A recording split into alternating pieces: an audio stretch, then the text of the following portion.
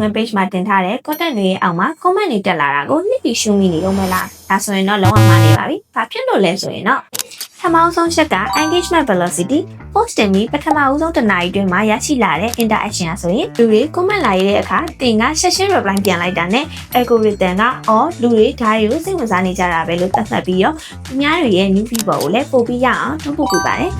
နောက်တစ်ခုက wish လူချင်းတွေက comment တွေကို reply ပြန်တဲ့အခါအဲ့ဒီ comment ရေးခဲ့တဲ့လူတွေစီကို notification ပြန်ပို့ပေးပါတယ်အဲ့လူကတင့်ကို reply ပြန်ဖို့အတွက်ပြောင်းဝင်လာတဲ့အခါမှာ algorithm ကအဲ့လူကိုတခြား post ဆောင်တွေကိုပါပြန်ပြပေးပါတယ်ဒါကို social media လောကမှာဆိုရင် signal ပြတယ်လို့ခေါ်ပါတယ်ရှင် algorithm တဲ့ပုံရေးကြီးတဲ့ယုံကြည်မှုလူချင်းတို့ရဲ့လုပ်ငန်း page တွေမှာတင်ထားတဲ့ content တွေကို comment လာရတဲ့အခါပြန်ပြီးတော့ reply ပြန်ပေးမယ်ဆိုရင် customer တွေနဲ့ retrieve တဲ့စကားဝိုင်းကိုဖန်တီးနိုင်ပြီးတော့ကိုယ့်လုပ်ငန်းပေါ် customer တွေရဲ့ယုံကြည်မှုကလည်းပိုပြီးတော့မြင့်တက်လာနိုင်ပါတယ်